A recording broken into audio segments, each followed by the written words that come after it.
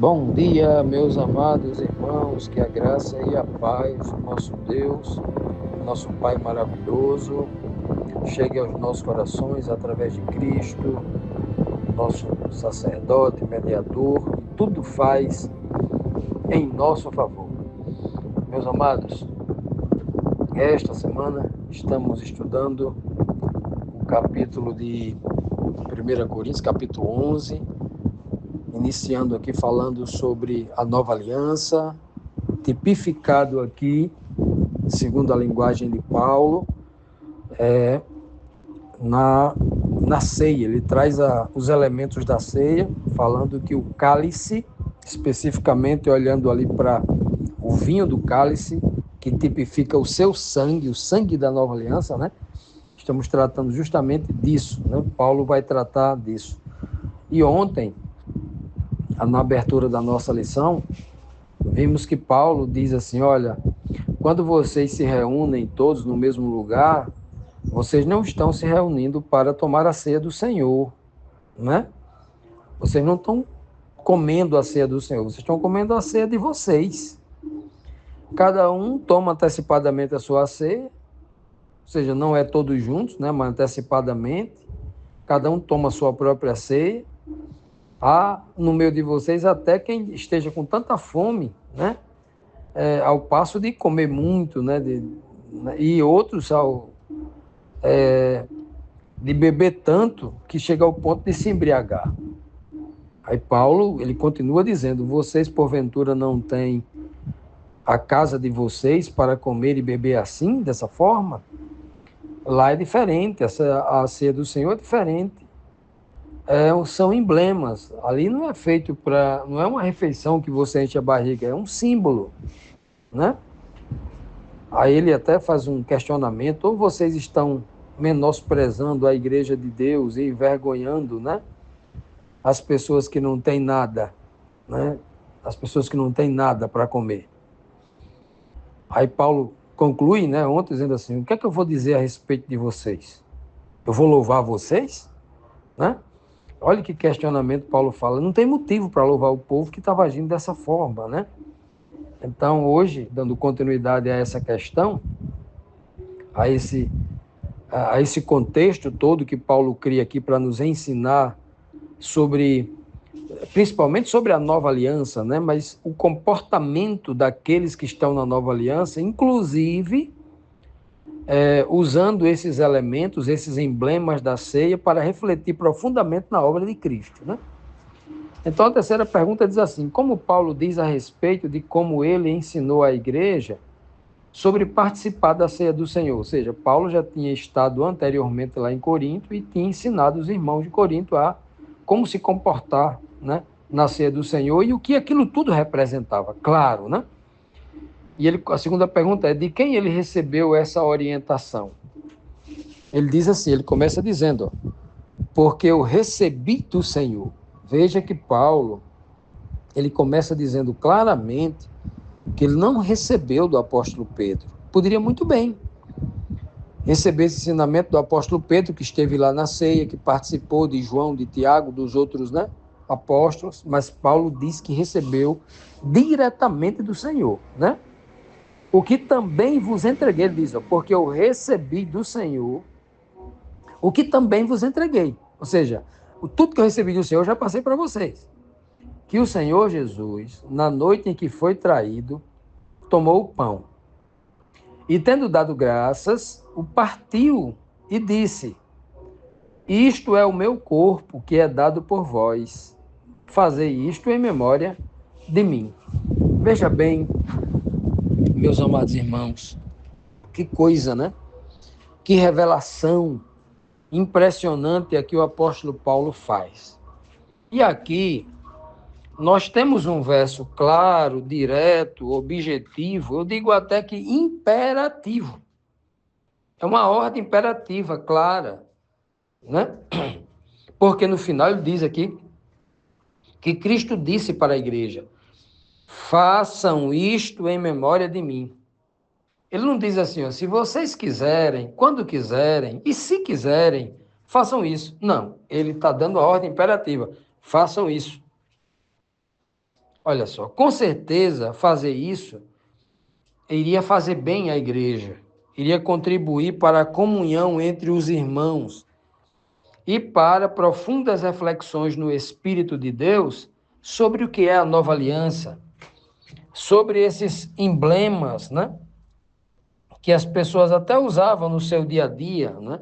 As pessoas tomavam suco de uva, as pessoas tomavam o fruto da vide durante o restante do ano, as pessoas comiam quase que diariamente o pão, né? O pão de trigo e outras coisas mais, né? Então, meus amados, esses elementos aí deveriam fazer com que a igreja refletisse com muita profundidade espiritual. Então, aqui no primeiro verso, ele está dizendo aqui, olha, preste atenção, do jeito que eu recebi de Jesus Cristo, eu passei para vocês. Não são palavras minhas que vocês receberam. São palavras do próprio Cristo. Eu apenas fui o intermediário para entregá-las para vocês.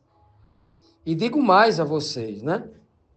Ele diz bem claro, ele começa com o primeiro elemento aqui, que é o primeiro emblema, que é o pão. Ele faz aqui na ordem cronológica, né, bem detalhado mesmo. Paulo não mistura nada, na ordem cronológica. Primeiro, Jesus pegou o pão, deu graças, repartiu e entregou aos seus discípulos e deixou uma mensagem para eles. Olha, este pão aqui representa o meu corpo que deve ser dado por vós. Olha que coisa linda. Ou seja, vocês, meus apóstolos, além de participar dele, comer do meu corpo, comer, o pão simboliza a palavra. Cristo é a palavra de Deus viva, né? Então, a palavra de Deus nunca se revelou de forma tão clara e gloriosa quanto na figura do Filho do Homem, na figura do Jesus, o Cristo que ali estava naquela ceia passando para eles lá. A palavra de Deus nunca foi tão clara, o plano da redenção, a glória dele brilhou, né, como o sol ao meio-dia, na pessoa do Filho do Homem, Jesus Cristo, aqui na terra. E por isso que Jesus falou assim, ó, comam deste pão, que é o meu corpo, ou seja, coma da carne do meu corpo. Ele já tinha dito isso antes, lá no capítulo 6 de João, quando ele diz lá no versículo 53 do capítulo 6 de João, ele diz, olha, se vocês comerem, tem que comer a carne do Filho do Homem e beber do sangue, do meu sangue. Olha como isso é bonito, né? Então, por quê? Se a Bíblia fala que o alimento está vinculado à palavra, nem só de pão, o pão que ele disse que era o corpo dele, nem só de pão vive o homem, mas toda palavra que sai da boca de Deus. Jesus ensinou claramente, né? Repreendeu o diabo lá na tentação e ensinou uma verdade, que o verdadeiro alimento do homem vem da palavra de Deus, e a palavra de Deus nunca foi tão nutritiva, tão poderosa, tão gloriosa, quanto na pessoa de Jesus, o Cristo, quando esteve aqui na terra. Naquele momento. Olha que coisa linda. Então, quando o Senhor está dizendo, comam deste pão e deem aos outros, está dizendo, comam, experimente, né?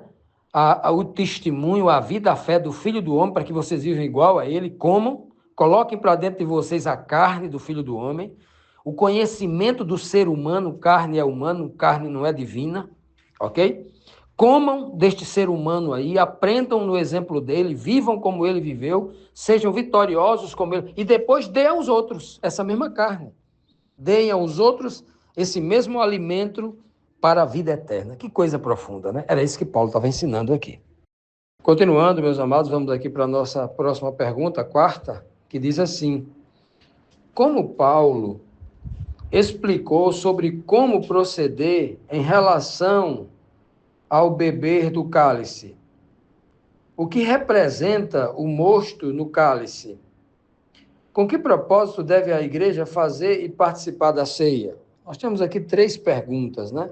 3 perguntas importantes. Primeiro é como Paulo ensina como a igreja deve se comportar na ceia, diante dos elementos, né?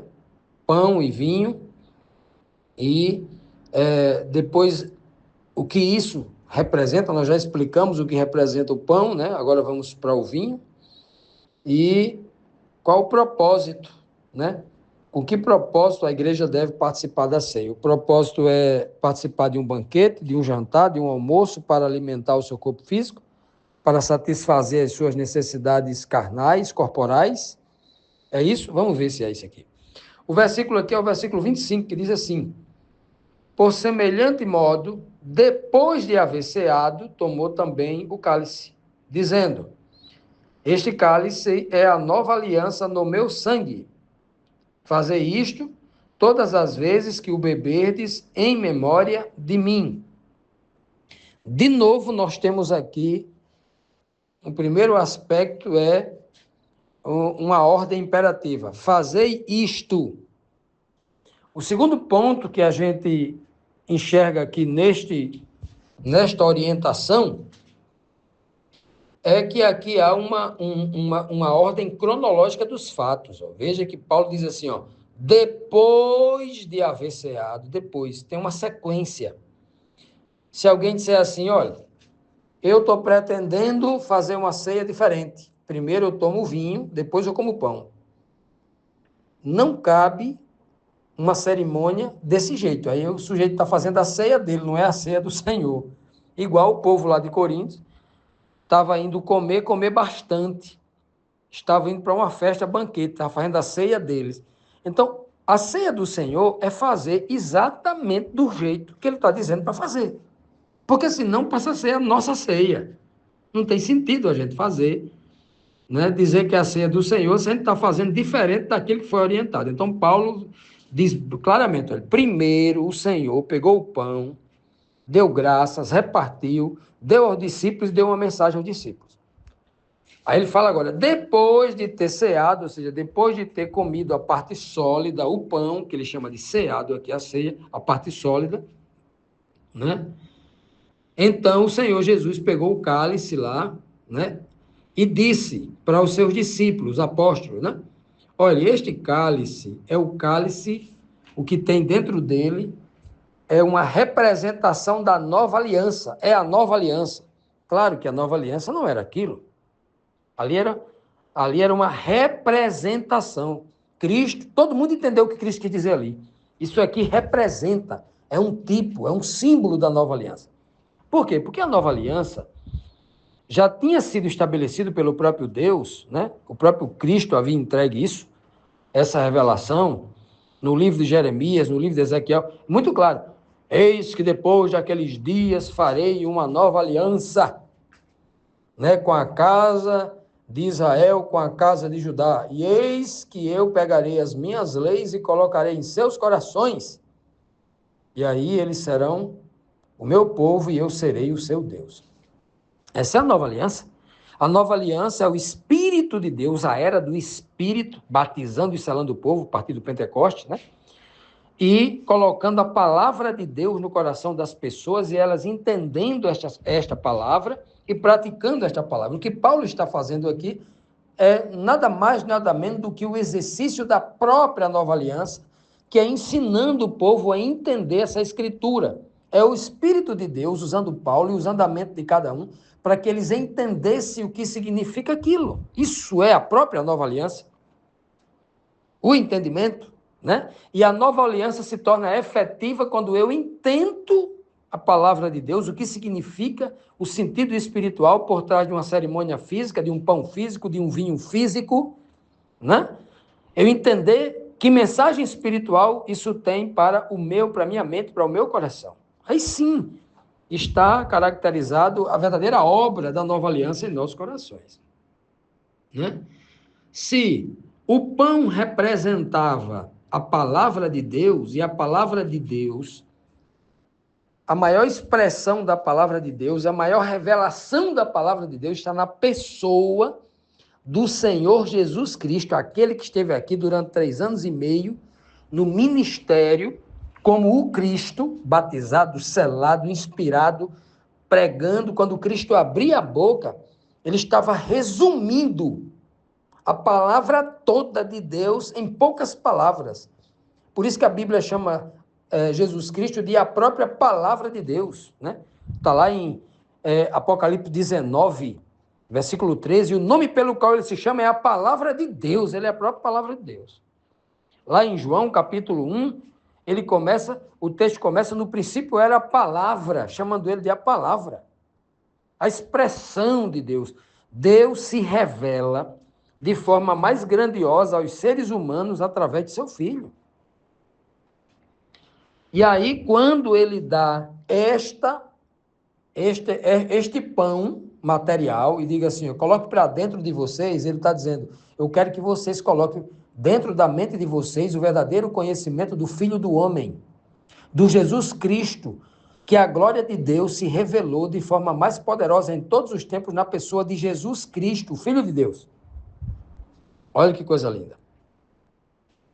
E agora, quando ele diz assim, olha, o sangue, ou seja, o vinho que estava dentro do cálice, simbolizava o sangue de Cristo derramado, né? O sangue da expiação, o sangue que purifica, como diz o apóstolo Pedro, o seu sangue nos purifica de todo pecado, o sangue do cordeiro que era colhido numa bacia, ou do bode, né, do dia da expiação, por exemplo, e era aspergido sobre a arca da aliança, que simbolizava o trono de Deus, a presença do Santíssimo. Olha que coisa linda. Pois é, esse é o sangue da nova aliança. O sangue de Cristo que nos purifica de todo pecado, ele está dizendo assim, você tem que tomar desse sangue, está lá em João 6. Se você não tomar desse sangue, do sangue do Filho do Homem, e não comer da sua carne, você nunca vai ter vida em si mesmo. Ou seja, você nunca vai ser salvo, receber a vida eterna. É o que ele está dizendo lá, em João 6,53. E aqui, na ceia, simboliza isso. E Paulo está trazendo essas mensagens, né, para a igreja de Corinto, com essa mensagem implícita. Então, se a pessoa que está na nova aliança entende o que significa aquele pão ázimo que representa o corpo de Cristo, né, ou seja, o conhecimento da pessoa de Jesus Cristo, o Filho do Homem, a carne, porque não tem carne divina, não tem carne de anjo. Quando a Bíblia fala carne, se refere à natureza humana, à raça humana, os seres humanos. Paulo vai tratar disso no livro de Romanos 500 vezes. O carnal, o ser carnal, a carne contra o espírito. Está falando da natureza carnal, está falando do homem, ser humano. E quando a Bíblia, Cristo fala, comam deste pão que representa a minha carne, o meu corpo, ele está dizendo, estudem sobre o Filho do Homem. Mas a teologia moderna, os grandes cursos de teologia de todas as igrejas cristãs, só fala sobre a divindade de Jesus. A humanidade de Jesus Cristo, eles não estudam, porque não entenderam. O Espírito da Nova Aliança não chegaram ao coração desses líderes religiosos, não enxergaram que a maior revelação é quando o poder de Deus se revela na fraqueza. E o poder de Deus se revelou quando o filho dele estava mais fraco na natureza humana. Não quando o filho dele, antes de nascer de Maria, o ser divino, ali, não é ali. A glória de Deus se manifestou de forma como o sol ao meio-dia, se brilhou mais, foi na pessoa do Filho, na fragilidade do ser humano, Jesus Cristo. E a humanidade parece que não entendeu quando Cristo disse, comam do meu corpo, estudem a palavra que fala sobre o meu corpo, sobre a minha vida como ser humano. Bebam do meu sangue. Olha que coisa linda. Ou seja, tenham o mesmo espírito, que sangue aí simboliza espírito. O sangue simboliza espírito. Olha, meus amados, ele está dizendo, tenham o mesmo espírito que eu recebi do meu Pai. Não é à toa que Paulo vai dizer lá no livro de Gálatas 4:6, que quando nós nos tornamos filhos de Deus, Deus envia aos nossos corações o espírito do seu Filho, que vai nos ensinar a dizer Abba, a chamar Deus de Pai. Meus amados, que o Senhor nos abençoe e coloque em nossa mente esse conhecimento, essa grande revelação sobre a pessoa de Deus, sobre a pessoa de Cristo.